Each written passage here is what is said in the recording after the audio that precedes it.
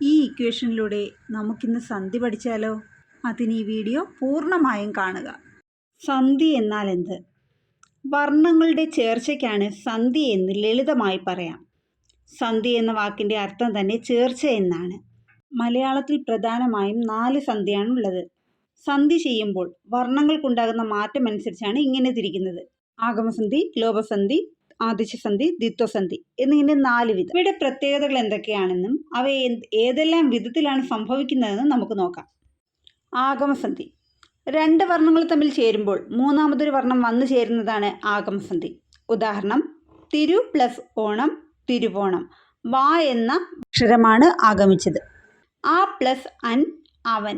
വായാണ് ഇവിടെയും ആഗമിച്ചത്. പന പ്ലസ് ഓല, പനയോല. യായാണ് ആഗമിച്ചത്. കരി പ്ലസ് ഇല, കരിയില. ഇവിടെയും യാ ആണ് ആഗമിച്ചിരിക്കുന്നത്. കല പ്ലസ് ഇൽ, കലയിൽ. വഴി അധികം അമ്പലം, വഴിയമ്പലം. കീഴെ പ്ലസ് ആണ്, കീഴെയാണ്. പുലർച്ചെ പ്ലസ് ആണ്, പുലർച്ചെയാണ്. ഇവിടെയെല്ലാം യായാണ് ആഗമിച്ചിരിക്കുന്നത്. ചാ പ്ലസ് ഉന്നു, ചാവുന്നു. തിരു പ്ലസ് ഓണം, തിരുവോണം. ഗുരു പ്ലസ് എ, ഗുരുവേ. ബന്ധു പ്ലസ് ആണ്, ബന്ധുവാണ്. സിന്ധു പ്ലസ് ഇൻ്റെ, സിന്ധുവിൻ്റെ. ഇവിടെയെല്ലാം വായാണ് ആഗമിക്കുന്നത്. അപ്പോൾ യകാരം, വകാരം എന്നീ അക്ഷരങ്ങളുടെ ആഗമനം നമ്മൾ ശ്രദ്ധിച്ചു. ആ പ്ലസ് ഇടം, അവിടം. എ പ്ലസ് ഇടം, എവിടം. ഇ പ്ലസ് ഇടം, ഇവിടം. ആ പ്ലസ് അൻ, അവൻ. ഇ പ്ലസ് അൻ, ഇവൻ. ആഗമസന്ധിയിൽ യകാരം, വകാരം കൂടാതെ നകാരവും ആഗമിക്കാറുണ്ട്. ആധുനിക മലയാളത്തിൽ നകാര ആഗമനമുള്ള പദങ്ങൾ വളരെ കുറവാണ്. വാടി പ്ലസ് ആൻ, വാടിനാൻ. എഴുതി പ്ലസ് ആൻ, എഴുതിനാൻ. പോയി പ്ലസ് ആൻ, പോയിനാൻ. വാടി പ്ലസ് ഏൻ, വാടിനേൻ. എഴുതി പ്ലസ് ഏൻ, എഴുതിനേൻ. പോയി പ്ലസ് ഏൻ, പോയിനേൻ. ഇവ കേൾക്കുമ്പോൾ തമിഴിൻ്റെ ഒരു ചുവ നമുക്ക് അനുഭവപ്പെടുന്നുണ്ട്. പ്രാചീന മലയാളത്തിൽ ഇത്തരം പ്രയോഗങ്ങൾ സുലഭമാണ്. 2. ലോപസന്ധി: ചില സന്ദർഭങ്ങളിൽ 2 വർണ്ണങ്ങൾ തമ്മിൽ ചേരുമ്പോൾ ഒരു വർണ്ണം ഇല്ലാതായി പോകുന്നു. ഇങ്ങനെ ഒരു വർണ്ണം ഇല്ലാതായി അഥവാ ലോപിച്ചു പോകുന്നതിനെയാണ് ലോപസന്ധി എന്ന് പറയുന്നത്. ഉദാഹരണം നോക്കാം. വന്നില്ല, ചെയ്തില്ല, ചെയ്യുന്നു, ഇറ്റിറ്റ്. ഈ പദങ്ങളൊന്ന് പിരിച്ചു നോക്കേ. വന്നില്ല പിരിച്ചെഴുതുമ്പോൾ വന്ന് പ്ലസ് ഇല്ല, വന്നില്ല. അടുത്തത് ചെയ്തില്ല, ചെയ്ത് പ്ലസ് ഇല്ല. മൂന്നാമത്തത് ചെയ്യുന്നു, ചെയ് പ്ലസ് ഒന്നു ആണ് ചെയ്യുന്നു. ഇറ്റിറ്റ്, ഇറ്റിറ്റ് പിരിച്ചെഴുതുന്നത് ഇറ്റ് പ്ലസ് ഇറ്റ്. ഇവിടെ പ്രധാനമായും ലോപിച്ചത് ചന്ദ്രകല എന്ന ഈ ചിഹ്നമാണ്. അരയുകാരം എന്ന് പറയും. ഇനി നമുക്ക് ആ ഉദാഹരണം ഒന്നുകൂടി നോക്കാം. ചന്ദ്രകല എവിടെയെല്ലാം ലോപിച്ചു? വന്നില്ല, വന്ന് അധികം ഇല്ല. ഇന്നായിക്ക് മുകളിലുള്ള അരയുകാരം അല്ലെങ്കിൽ ചന്ദ്രകല ലോപിച്ചു. ചെയ്തില്ല, ചെയ്ത് അധികം ഇല്ല. തായ്ക്ക് മുകളിലുള്ള ചന്ദ്രകല ലോപിച്ചു. ചെയ്യുന്നു, ചെയ് അധികം ഒന്നു. യായ്ക്ക് മുകളിലുള്ള ചന്ദ്രകല ലോപിച്ചു. ഇറ്റ് പ്ലസ് ഇറ്റ് അത് ചേർത്തെഴുതുമ്പോഴും ഒരു ആദ്യത്തെ ട് എന്നുള്ളതിൻ്റെ ചന്ദ്രകല ലോപിച്ചു. പിരിച്ചെഴുതിയ പദവുമായി നമ്മളൊന്ന് നോക്കിയാൽ മനസ്സിലാവും പെട്ടെന്ന് തന്നെ. ആ ഇവിടെയുണ്ട്, പിരിച്ചെഴുതുമ്പോഴും ഉണ്ട്. ത ഇവിടെയുണ്ട്, പിരിച്ചെഴുതിയതിനകത്തും ഉണ്ട്. പിന്നെ പിരിച്ചെഴുതിയതിനകത്ത് ഒരു ചന്ദ്രകല അഡീഷണൽ ഉണ്ട്, ചേർത്തെഴുതുമ്പോൾ ആ ചന്ദ്രകല ഇല്ല. ഈ എന്നത് ചിഹ്നത്തിന് പകരം അതിൻ്റെ അക്ഷരം പ്ലസിന് ശേഷമുണ്ട്. ഇല്ല എന്ന അക്ഷരവും അവസാനമുണ്ട്. ഇവിടെ ഇല്ലാത്തതായിട്ട് ചന്ദ്രകല മാത്രമേ ഉള്ളൂ, അതായത് അരയുകാരം. ഈ ചന്ദ്രകലയാണ് ലോപിച്ചു പോയിരിക്കുന്നത്. ലോപസന്ധിയിൽ അധികവും ചന്ദ്രകലയായിരിക്കും ലോപിച്ചു പോകുന്നത്. കൂടുതലായും ചന്ദ്രകല മാത്രമല്ല എങ്കിലും കൂടുതലായും കണ്ടുവരുന്നത് ചന്ദ്രകലയാണ്. ഈ പദങ്ങളൊന്നും നോക്കേ. എന്ന് പ്ലസ് ആണ്, എന്നാണ്. ചെയ്ത് പ്ലസ് ഇല്ല, ചെയ്തില്ല. എന്ന് പ്ലസ് ആണ് ചേർത്തെഴുതുമ്പോൾ എന്നാണ്. ഇവിടെ എന്ന് എന്നതിന് മുകളിലുള്ള ചന്ദ്രകല ലോപിച്ചു പോയി. ആ എന്ന അക്ഷരത്തിന് പകരം ആ ചിഹ്നം അവിടെ ഉണ്ട്. ഇവിടെ ലോപിച്ചത് ചന്ദ്രകല മാത്രമാണ്. ചെയ്ത് പ്ലസ് ഇല്ല, ചെയ്തില്ല. ത എന്നതിന് മുകളിലുള്ള ചന്ദ്രകല ലോപിച്ചു. ഈക്ക് പകരം അതിന് ചിഹ്നമുണ്ട്. അപ്പോൾ ഇവിടെ ലോപിച്ചിരിക്കുന്നത് ചന്ദ്രകല. അടുത്തത് ആയി പ്ലസ് ഇല്ല, ആയില്ല. ഇതും ലോപസന്ധിയ. ഇതെങ്ങനെയാണെന്ന് അറിയണ്ടേ? സന്ധി നിയമപ്രകാരം ആയി, പോയി എന്നിവയിൽ അവസാനിക്കുന്ന പദങ്ങൾക്ക് ശേഷം സ്വരം വന്നാൽ ഈ ക്രിയകളുടെ അവസാനത്തെ ഇകാരം ലോപിക്കും. ആയി, പോയി എന്നിവയുടെ അവസാനത്തിൽ ഇകാരം ഉണ്ടെന്നറിയാമല്ലോ. യു പ്ലസ് ഇ ഇസിക്കൽ ടു ഈ. ഇവയ്ക്ക് ശേഷം വരുന്ന സ്വരവുമായി സന്ധി ചെയ്യുമ്പോൾ ഈക്ക് ലോപം സംഭവിക്കുന്നു. ആയില്ല എന്ന പദത്തിൽ, അതായത് ഒറ്റ പദത്തിൽ നമുക്ക് ഈ എന്ന ഒരു സ്വരത്തിനെ മാത്രമേ കണ്ടെത്താനാവുകയുള്ളൂ. ഒരു ഈ ഇവിടെ ലോപിച്ചു പോയിട്ടുണ്ട്, അതുകൊണ്ട് ഇതും ലോപസന്ധിയാണ്. ഇവിടെ ആദ്യത്തെ നമ്മുടെ പദങ്ങൾ തമ്മിൽ നമ്മൾ എന്താണ് നഷ്ടപ്പെട്ടതെന്ന് നോക്കാം. പോ പിരിച്ചെഴുതുമ്പോഴും ഉണ്ട്, ചേർത്തെഴുതുമ്പോഴും ഉണ്ട്. ഈ എന്നതിൽ യ പിരിച്ചെഴുതുമ്പോഴും ഉണ്ട്, ചേർത്തെഴുതുമ്പോഴും ഉണ്ട്. ആ ഈയുടെ ചിഹ്നം നഷ്ടപ്പെട്ടു പോയിട്ടുണ്ട്. എ എന്നതിന് പകരം ചേർത്തെഴുതുമ്പോൾ എയുടെ ചിഹ്നമുണ്ട്, ഇങ്കായുണ്ട്, ഈയുടെ ചിഹ്നമുണ്ട്, ഇല്ലുണ്ട്.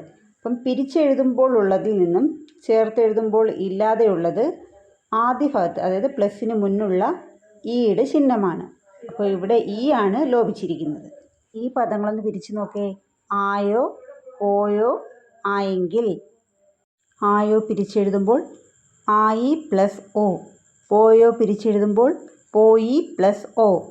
ആയെങ്കിൽ പിരിച്ചെഴുതുമ്പോൾ ആയി അധികം എങ്കിൽ.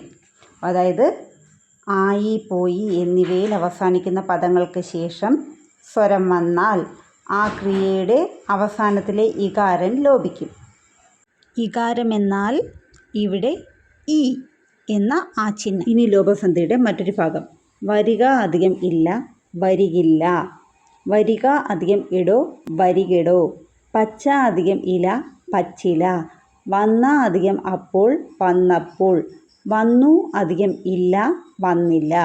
ഇവിടെ ആ, ഉ എന്നിവയാണ് ലോപിച്ചത്.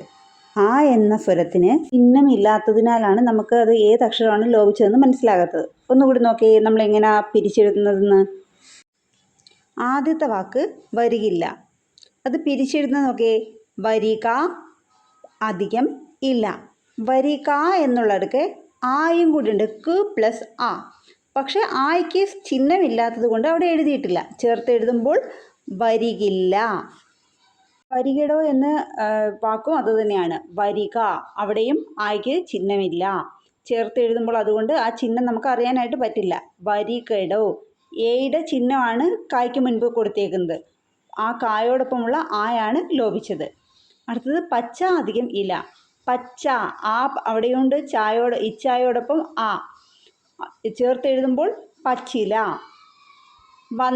വന്ന എന്നിടയ്ക്കും നായോടൊപ്പം ആയുണ്ട്. നമുക്ക് ചിഹ്നം ഇല്ലാത്തത് കൊണ്ട് ചേർത്തെഴുതുമ്പോൾ അറിയാൻ പറ്റില്ല. വന്നപ്പോൾ. വന്നു അധികം ഇല്ല. ഇവിടെ ഊ ആണ് ലോപിച്ചത്. വന്ന് എന്ന ഉകാരമോ ഊ എന്ന ചിഹ്നമോ ആയിരിക്കും കൂടുതലും തരുന്നത്. ഊ ആയാലും ചന്ദ്രക്കലയായാലും ലോപിച്ചു പോയി. ചിലർ വന്നില്ല എന്ന വാക്കിനെ വന്ന് അധികം ഇല്ല എന്ന് പിരിച്ചെഴുതാറുണ്ട്.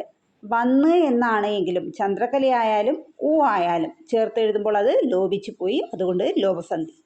അപ്പോൾ പിരിച്ചെഴുതിയതും ചേർത്തെഴുതിയതും തമ്മിലുള്ള വ്യത്യാസം നോക്കുക. അതിൽ ഏതാണോ നഷ്ടപ്പെട്ടു പോയത്, പിരിച്ചെഴുതിയ വാക്ക് ചേർത്തെഴുതുമ്പോൾ ഏതാണോ നഷ്ടപ്പെടുന്നതെന്ന് നോക്കുക. അപ്പം നഷ്ടപ്പെട്ടിട്ടുണ്ട് എങ്കിൽ അത് ലോപസന്ധി ആയിരിക്കും. ആദേശസന്ധി. സന്ധി ചെയ്യുന്ന സന്ദർഭത്തിൽ ഒരു വർണ്ണം പോയിട്ട് അതിൻ്റെ സ്ഥാനത്ത് മറ്റൊരു വർണ്ണം വന്നു ചേരാറുണ്ട്. ഇതിനെയാണ് ആദേശസന്ധി എന്ന് പറയുന്നത്.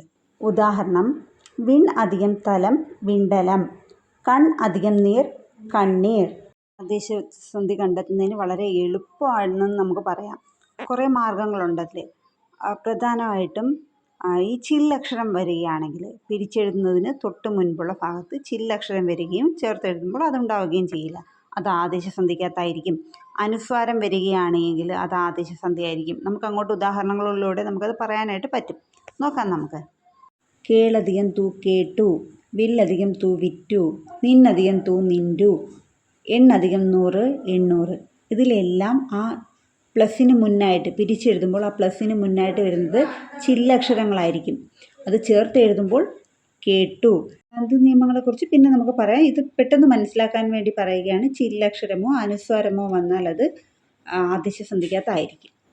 അടുത്തത് നല് അധികം മാ നന്മയും, വെള് അധികം മാ വെണ്മയും ആയി മാറും. അതുപോലെ ആദേശസന്ധിയിലെ മറ്റൊരു ഉദാഹരണമാണ് കല് അധികം മതിൽ, കന്മതിൽ, ഉള് അധികം മ, ഉണ്മ, വെള് അധികം മുകിൽ, വെൺമുകിൽ. ആദ്യ സന്ധി നിയമം ഞാനൊന്ന് പറയാം. അതായത് ഇതിൽ പൂർവ്വപദം അവസാനിക്കുന്നത് ലകാരത്തിലാണ്. ഉത്തരപദം മ എന്ന അനുനാസികവുമാണ്. ഇവ തമ്മിൽ സന്ധി ചെയ്ത് അപ്പം പൂർവ്വത്തിലെ ല നകാരമായി തീരുന്നു. അങ്ങനെയാണ് നല് അധികം മ നന്മയായി മാറിയത്. അടുത്തത് ഇവിടെ ആദ്യത്തെ പദം ള് എന്നതിലാണ് അവസാനിക്കുന്നത്. അത് സന്ധിക്കുന്നത് ഉത്തരപദമായ മ എന്ന അനുനാസികത്തിലും. അപ്പോൾ ലഭിച്ച ചേർച്ചയാണ് ണ എന്നത്. ഇങ്ങനെയാണ് വെള് അധികം മ വെണ്മയാകുന്നത്. ഇനി പഠിക്കാൻ എളുപ്പത്തിന് ഞാൻ മറ്റു കാര്യം പറഞ്ഞുതരാം. ല് എന്നത് ല് ഇല്ലിന് തുല്യമായിട്ടും ള് എന്നത് എള്ളിന് തുല്യമായി ഈ ചില്ലക്ഷരങ്ങളായി കണക്കാക്കിയാൽ മതി. പെട്ടെന്ന് നമുക്ക് ല് ള് ഈ രണ്ടക്ഷരവും ഇൽ ഇൾ എന്നീ ചില്ലുകൾക്ക് തുല്യമാണ്. അപ്പോൾ അതെടുത്തു കഴിഞ്ഞാൽ പിരിച്ചെഴുതുന്നതിന് തൊട്ട് മുന്നിൽ വരുന്ന അവസാനത്തേത് ചില്ലക്ഷരം തന്നെയാവും. ആദേശസന്ധിയാവാൻ ഒരു പാടുമില്ല. നമുക്ക് പെട്ടെന്ന് തന്നെ തിരിച്ചറിയാനായിട്ട് പറ്റും. ഈ ഒരു വാക്ക് സ്ഥിരമായിട്ട് ആദേശസന്ധിക്ക് ഉദാഹരണമായി ചോദിക്കാറുണ്ടായിരുന്നു മുൻപ്. അപ്പോൾ അതും നോക്കുക. തിരുമുൽ കാഴ്ച, തിരുമുൻപിലെ കാഴ്ചയാണ്. അതായത് തിരുമുൻ അധികം കാഴ്ചയാണ് തിരുമുൽ കാഴ്ച. ഈ വാക്ക് പിരിച്ചെഴുതിയാണ് പലരും തെറ്റിക്കുന്നത്. പിരിച്ചെഴുതി തന്നു കഴിഞ്ഞാൽ അതേത് സന്ധിയാണെന്ന് നിങ്ങൾക്ക് പറയാനായിട്ട് പെട്ടെന്ന് പറ്റും. കാരണം മുൻ എന്നത് അതായത് പിരിച്ചെഴുതുന്നതിന് തൊട്ട് മുന്നിലുള്ള മുൻ അവസാനിക്കുന്ന ഇൻ ചില്ലാണ്. അപ്പോൾ നമുക്കറിയാം ചില്ലയിൽ അവസാനിച്ചാൽ ആദേശം. ഈ വാക്കുകളും പിരിച്ചെഴുതുമ്പോഴാണ് പലരും തെറ്റിക്കുന്നത്. മുൽപ്പാട് എന്നത് മുൻ അധികം പാടും, പിൽക്കാലം എന്നത് പിൻ അധികം കാലവും, പൊൽക്കിണ്ണം എന്നത് പൊൻ അധികം കിണ്ണവുമാണ്.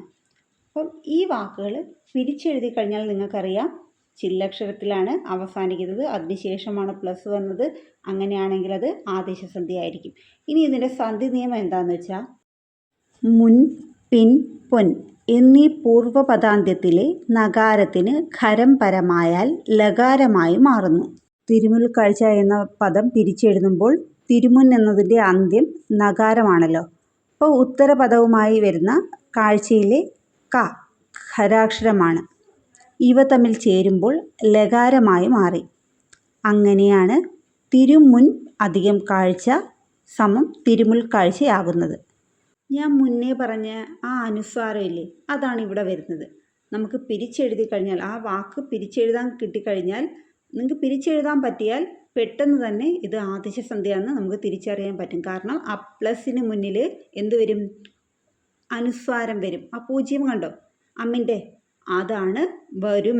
വരും എന്നുള്ളതിൻ്റെ ആ ആയുടെ അനുസ്വാരം, ആ അനുസ്വാരമാണ്. അനുസ്വാരം വന്നു കഴിഞ്ഞാൽ നമുക്ക് ഉറപ്പിക്കാം അത് ആദേശസന്ധി ആയിരിക്കും. വരുംകാലം പിരിച്ചെഴുതുന്നത് വരും അധികം കാലമെന്നും, ചെഞ്ചുണ്ട് പിരിച്ചെഴുതുന്നത് ചെം അധികം ചുണ്ടെന്നും, വരുംതോറും പിരിച്ചെഴുതുന്നത് വരും അധികം തോറും എന്നും, പോകുന്തോറും പോകും അധികം തോറും.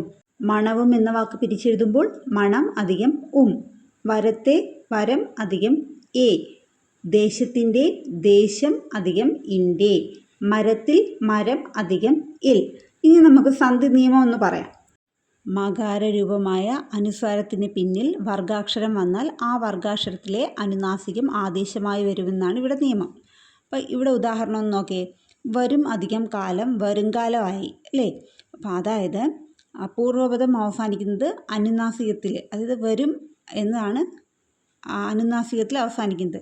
ഇവിടെ ഉത്തരപദം വർഗാക്ഷരത്തിലാണ് ആരംഭിക്കുന്നത്, കാലം. ഇവ സന്ധിക്കുമ്പോൾ ഉത്തരപദത്തിലെ വർഗാക്ഷരത്തിൻ്റെ അനുനാസികം ആദേശമായി വന്നിരിക്കുന്നു. അങ്ങനെ വരും അധികം കാലം വരുംകാലമാകുന്നു. ഇവിടുത്തെ ഇങ്ക കായുടെ അനുനാസികമായ ങായുമായി ആദേശിച്ചുണ്ടായതാണ്. ഇനിയിപ്പോൾ ഇതൊന്ന് പിരിച്ചു നോക്കേ. മുഖത്തിൽ ദേശത്തിൻ്റെ, കലത്തെ ലോകത്തിൻ്റെ. അപ്പം മുഖത്തിൽ നഭം മുഖം അധികം ഇൽ, ദേശത്തിൻ്റെ അമം ദേശം അധികം ഇൻ്റെ, കലത്തെ അമം കലം അധികം എ, ലോകത്തിൻ്റെ അമം ലോകം അധികം ഇൻ്റെ. അപ്പം ഇനി നമുക്ക് ആദേശസന്ധിയിലെ മറ്റൊരു ഭാഗം നോക്കാം. ഇവിടെ തിരു എന്ന ഭേദകത്തിന് പരമായി ദൃഢാക്ഷരം വന്നാൽ തൃ ആദേശമാകും. തിരു അധികം കൈ തൃക്കൈ. ഉദാഹരണത്തിൽ തിരുഭേദകമാണ്. അതിന് പരമായി വന്നിരിക്കുന്ന കൈ ദൃഢാക്ഷരമാണ്. ഇവ സന്ധി ചെയ്യുമ്പോൾ തൃ എന്നായി മാറും. ഇങ്ങനെയാണ് തിരു അധികം കൈ തൃക്കൈയായത്. തിരുവിന് ശേഷം ദൃഢാക്ഷരമാണ് വരുന്നത് എങ്കിൽ മാത്രമേ തൃ ആദേശമായി വരൂ എന്ന് പറഞ്ഞല്ലോ. എന്നാൽ തിരുവിന് പരമായിട്ട് ശിഥിലാക്ഷരമാണ് വരുന്നത് എങ്കിൽ തൃ ആദേശമായി വരികയില്ല. അപ്പം നമുക്ക് കുറച്ചും കൂടി മനസ്സിലാകാൻ വേണ്ടി സന്ധി നിയമപ്രകാരം അല്ലാതെ ഞാൻ പറയുകയാണ്. തൃ എന്നതിന് ശേഷം കൂട്ടക്ഷരമാണ് വരുന്നത് എങ്കിൽ പിരിച്ചെഴുതുമ്പോൾ തിരു അധികം കൂട്ടക്ഷരമില്ലാത്ത അക്ഷരം. അപ്പോൾ ഇവിടെ തൃ ഇപ്പായാണ്. തൃപ്പാദം പിരിച്ചെഴുതുമ്പോൾ തിരു അധികം പാദം. തൃ വന്നു കഴിഞ്ഞാൽ നമ്മൾ മനസ്സിലാക്കുക അതും ആദേശസന്ധി. ഇവിടെ തിരു അധികം മുഖം തിരുമുഖം എന്നേ വരുന്നുള്ളൂ, ത്രിമുഖം എന്ന് വരില്ല. അപ്പം ത്രിമുഖം എന്നായിരുന്നു തന്നെയെങ്കിൽ മു ഇരട്ടിക്കുകയാണ്. തൃക്ക് ശേഷം മാ ഇരട്ടിച്ചാൽ മാത്രമേ അത് ആദേശസന്ധിയാവൂ. തിരു വന്നതുകൊണ്ട് എല്ലാം ആദേശസന്ധിയാകില്ല. ഇനി തെറ്റാതിരിക്കാൻ മറ്റൊരു കാര്യം കൂടി പറയാം. മരം അധികം ചാടി ചേർത്തെഴുതുമ്പോൾ മരം ചാടി. പിരിച്ചെഴുതിയതും ചേർത്തെഴുതിയതും തമ്മിലുള്ള വ്യത്യാസം ഒന്നൊക്കെ. മ ചേർത്തെഴുതുമ്പോഴും ഉണ്ട്, പിരിച്ചെഴുതുമ്പോഴും ഉണ്ട്. ര ചേർത്തെഴുതുമ്പോഴും ഉണ്ട്, പിരിച്ചെഴുതിയതിനകത്തുണ്ട്. പിരിച്ചെഴുതിയതിനകത്തുള്ള ചേർത്തെഴുതിയപ്പോൾ ഇല്ല. പിരിച്ചെഴുതിയപ്പോഴുള്ള ചായ്ക്ക് പകരം ചേർത്തെഴുതിയപ്പോൾ ഇഞ്ചായാണ്. ബാക്കി എല്ലാ അക്ഷരവും ഒരുപോലെ. ഇവിടെ അനുസ്വാരം നഷ്ടപ്പെട്ടു. അതുപോലെ ചായോടൊപ്പം ഇഞ്ച ന്യായം കൂടി ചേർന്ന് വന്നിട്ടുണ്ട്. അപ്പം ഒന്ന് പോവുകയും മറ്റൊന്ന് വരികയും ചെയ്താൽ അത് ആദേശസന്ധി. അടുത്തത് ദ്വിത്വസന്ധിയാണ്. ദ്വിത്വസന്ധി ആഗമസന്ധിക്ക് സമാനമായ മറ്റൊരു സന്ധിയാണെന്ന് പറയാം. ഇതിൽ ഒരു വർണ്ണം ആഗമിക്കുന്നു, എന്നാൽ പുതുതായി ഒരു വർണ്ണം കടന്നു വരികയില്ല. പകരം സന്ധിയിൽ ഉൾപ്പെടുന്ന ഒരു വർണ്ണം തന്നെ ആഗമിക്കുകയാണ് ചെയ്യുന്നത്. സന്ധിയിൽ ഉൾപ്പെട്ട വർണ്ണം തന്നെ ആഗമിക്കുന്നതിനാൽ ഏത് വർണ്ണമാണോ ആഗമിക്കുന്നത് അത് ഇരട്ടിച്ച രീതിയിലാണ് കാണുന്നത്. ഇതിനെയാണ് ദ്വിത്വസന്ധി എന്ന് പറയുന്നത്. അതായത് നമ്മൾ ചുരുക്കി പറഞ്ഞാൽ ഒരു വർണ്ണം ഇരട്ടിക്കുന്നു. രണ്ട് വർണ്ണങ്ങൾ തമ്മിൽ ചേരുമ്പോൾ ഒരു വർണ്ണം ഇരട്ടിച്ചാൽ അത് ദ്വിത്വസന്ധി. ദ്വിത്വസന്ധി കണ്ടെത്തുന്നതിനുള്ള ഏറ്റവും എളുപ്പമാർഗം എന്ന് പറയുന്നത് ആ പദങ്ങൾ പിരിച്ചെഴുതുന്നു. ആ പിരിച്ചെഴുതിയതിന് ശേഷമുള്ള പ്ലസിന് ശേഷം വരുന്ന ആ വാക്ക് ചേർത്തെഴുതുമ്പോൾ ഇരട്ടിക്കുന്നു എന്ന് നോക്കിയാൽ മതി. അപ്പം പ്ലസിന് ശേഷം കുട എന്നാ വരുന്നതെങ്കിൽ ചേർത്തെഴുതുമ്പോൾ ഇക്കായാവും. കാ ഇക്കായാവും. തായാണെങ്കിൽ ഇത്തായാവും. അപ്പോൾ ഈ രീതി ഒന്ന് ശ്രദ്ധിച്ചാൽ മതി. നമുക്കൊന്ന് നോക്കാം. ഈ ഉദാഹരണങ്ങളൊന്ന് നോക്കാം. പച്ചക്കുട പിരിച്ചെഴുതുമ്പോൾ പച്ച അധികം കുട. ഇവിടെ പ്ലസിന് ശേഷമുള്ള കു ചേർത്തെഴുതുമ്പോൾ ഇക്കായായി. കാലിത്തീറ്റ പിരിച്ചെഴുതുമ്പോൾ കാലി അധികം തീറ്റ. ചേർത്തെഴുതുമ്പോൾ തീ എന്നുള്ളത് ഇത്തായായി. ആകാശപ്പൊയ്ക ആകാശ അധികം പൊയ്ക പായുന്നത് ഇപ്പായായി. അടുത്തത് വെള്ളപ്പശു വെള്ള അധികം പശു പാ ഇപ്പായായി. പനിനീർ ചെടി പനിനീർ അധികം ചെടി ച എന്നത് ഇച്ചായായി. ഈ രീതിയിൽ ഇരട്ടിക്കുന്നതായിരിക്കും ദ്വിത്വസന്ധി. നമ്മൾ എളുപ്പ രീതിയിൽ ഈ സന്ധികളെ ഒന്നുകൂടി നോക്കുകയാണ്. ആഗമസന്ധി, ലോപസന്ധി, ആദേശസന്ധി, ദ്വിത്വസന്ധി. രണ്ട് വർണ്ണങ്ങൾ തമ്മിൽ ചേരുമ്പോൾ പുതുതായി ഒരു വർണ്ണം ആഗമിച്ചാൽ അത് ആഗമസന്ധി. പിരിച്ചെഴുതിയപ്പോൾ ഇല്ലാത്ത ഒരു വർണ്ണം ചേർത്തെഴുതിയപ്പോൾ ആഗമിച്ചു. വാ എന്ന വർണ്ണം. തിരു പിരിച്ചെഴുതുമ്പോഴും ചേർത്തെഴുതുമ്പോഴുമുണ്ട്. പ്ലസിന് ശേഷം ആതിര ആ എന്നതിന് പകരം ചിഹ്നമുണ്ട്. ആ എന്ന ചിഹ്നത്തിന് മുൻപ് വാ എന്ന വർണ്ണമാണ് ചേർത്തെഴുതിയപ്പോൾ ആഗമിച്ചത്. ലോപസന്ധി രണ്ട് വർണ്ണങ്ങൾ തമ്മിൽ ചേരുമ്പോൾ ഒരു വർണ്ണം ലോപിക്കുന്നത്, ഇല്ലാതാകുന്നത്. കസവൊളി കസവ് അധികം ഉളി. വ് എന്നതിൻ്റെ മുകളിലുള്ള ഉകാരം അരയുകാരം ലോപിച്ചു പോയി. അടുത്തത് ആദേശസന്ധി. രണ്ട് വർണ്ണങ്ങൾ തമ്മിൽ ചേരുമ്പോൾ ഒരു വർണ്ണം ലോപിക്കുകയും മറ്റൊരു വർണ്ണം ആഗമിക്കുകയും ചെയ്യുന്നതാണ് ആദേശസന്ധി. ഇവിടെ ചെം എന്ന് പറയുന്ന അനുസ്വാരം ലോപിക്കുകയും ന എന്ന് പറയുന്ന വർണ്ണം ആഗമിക്കുകയും ചെയ്തു. ദ്വിത്വസന്ധി രണ്ട് വർണ്ണങ്ങൾ തമ്മിൽ ചേരുമ്പോൾ ഒരു വർണ്ണം ഇരട്ടിക്കുന്നത്. കറിക്കത്തി കറി പ്ലസ് കത്തിയാണ്. കാ എന്ന വർണ്ണം ഇരട്ടിച്ചു. പ്ലസിന് ശേഷം വരുന്ന കായാണ് ചേർത്തെഴുതുമ്പോൾ ഇരട്ടിച്ചത്. ഈ ഒരു കണക്കിലൂടെ നമുക്ക് സന്ധി നോക്കാം. 1 + 1 = 2, 1 + 1 = 0, 1 + 1 = 0 and 2, 1 + 1 = 1. 1 എന്ന് വെച്ചാൽ ബഷീറിൻ്റെ ഭാഷയിൽ പറയത്തില്ല, എമ്മിണി ബല്യ ഒന്ന്.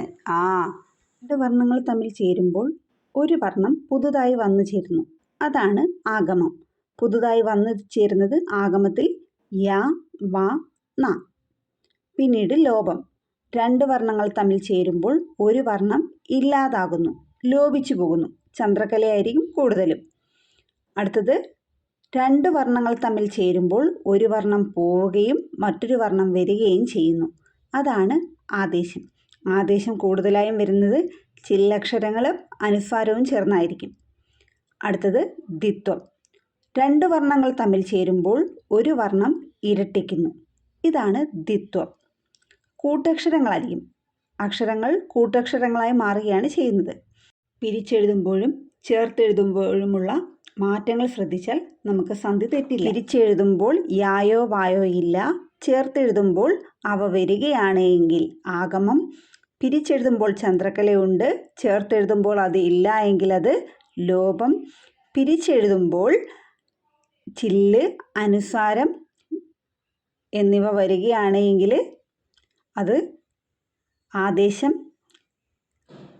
പിരിച്ചെഴുതുമ്പോൾ കൂട്ടക്ഷരവും ചേർത്തെഴുതുമ്പോൾ അതില്ല എങ്കിൽ അത് ദ്വിത്വസന്ധിയുമായിരിക്കും. മുൻ വർഷങ്ങളിൽ PSC പരീക്ഷകളിൽ ചോദിച്ചിട്ടുള്ള ചോദ്യങ്ങളാണ് നമുക്കൊന്ന് നോക്കാം. ഒന്നാമത്തത് ആയിരത്താണ്ട്. സന്ധി ചെയ്യുമ്പോൾ 1000 അധികം ആണ്ട്, ആദേശസന്ധിയാണ്. രണ്ടാമത്തത് വെൺ അധികം ചാമരം, വെഞ്ചാമരം, അതും ആദേശസന്ധിയാണ്. 3. മലയാളം എന്ന പദം പിരിച്ചാൽ മല അധികം ആളമാണ്, ആഗമസന്ധിയാണ്. നാലാമത്തത് ലോപസന്ധിക്ക് ഉദാഹരണം ഏതെന്നാണ്. നമുക്കറിയാം, പിരിച്ചെഴുതുമ്പോൾ ചന്ദ്രക്കല വന്നാൽ ലോപം. കാറ്റ് അധികം അടിക്കുന്നു, കാറ്റടിക്കുന്നു, ലോപസന്ധി. അഞ്ചാമത്തത് നിങ്ങൾ എന്ന പദം പിരിച്ചെഴുതുക. നിൻ അധികം കള്ളാണ്, നിങ്ങൾ, ആദേശസന്ധി. അടുത്ത ചോദ്യം, അഹിർ വൃത്തി എന്ന പദം പിരിക്കുമ്പോഴുള്ള രൂപം. അഹസ് അധികം വൃത്തിയാണ്, അഹിർ വൃത്തി. അഹർ വൃത്തി എന്ന ഈ പദം വിസർഗസന്ധിക്ക് ഉദാഹരണമാണ്. അടുത്തത് പായ് അധികം കപ്പൽ, പായ്ക്കപ്പൽ എന്നത് ഏത് സന്ധിക്ക് ഉദാഹരണമാണെന്നാണ്. അത് ദ്വിത്വസന്ധിയാണ്. കാരണം പിരിച്ചെഴുതുമ്പോഴും ചേർത്തെഴുതുമ്പോഴും യായ്ക്കൊപ്പം ചന്ദ്രകലയുണ്ട്. കായാണ് ഇക്കയായി മാറുന്നത്, അത് ദ്വിത്വസന്ധിയാണ്. അടുത്ത ചോദ്യം, ലോപസന്ധിക്ക് ഉദാഹരണം ഏതെന്നുള്ളതാണ്. കണ്ട് അധികം ഇല്ല, കണ്ടില്ല, അതാണ് ലോപസന്ധിക്ക് ഉദാഹരണം. അടുത്തത് കടങ്കഥ എന്ന പദം പിരിച്ചെഴുതുന്നത്. കടം അധികം കഥയാണ്, കടങ്കഥ, ആദേശസന്ധി. അടുത്തത് പകൽ കിനാവ് ഏത് സന്ധിയാണ്. പകൽ അധികം കിനാവ്, ദ്വിത്വസന്ധി. അടുത്തത് ആഗമസന്ധിക്ക് ഉദാഹരണം. തിരു അധികം ഓണം, തിരുവോണമാണ് ആഗമസന്ധിക്ക് ഉദാഹരണം. അടുത്തത് ലോപസന്ധിക്ക് ഉദാഹരണം ഏത്. കാറ്റ് അധികം ഇൽ, കാറ്റിൽ, ലോപസന്ധിക്ക് ഉദാഹരണം. കലവറ എന്ന പദം പിരിച്ചാൽ കലം അധികം അറയാണ്, കലവറ, അത് ആദേശസന്ധിയാണ്. അടുത്തത് തണുപ്പുണ്ട് ഏത് സന്ധിയാണ്. തണുപ്പ് അധികം ഉണ്ട്, ലോപസന്ധി. പെറ്റമ്മ ഏത് സന്ധിക്ക് ഉദാഹരണമാണ്. പെറ്റ അധികം അമ്മ, ആ എന്നുള്ളത് ലോപിച്ചു പോയി. പെറ്റ അധികം അമ്മ, ആ ലോപിച്ചു. അടുത്ത ചോദ്യം, പ്രത്യുപകാരം എന്ന പദം പിരിച്ചെഴുതുകയാണ്. പ്രതി അധികം ഉപകാരമാണ് പ്രത്യുപകാരം, ഇത് എൺ സന്ധിയാണ്. അടുത്തത് ഇവൾ. സന്ധി ഏത്. ഇവൾ എന്നത് ആഗമസന്ധിയാണ്. ഈ പ്ലസ് അള്ളാണ് ഇവൾ.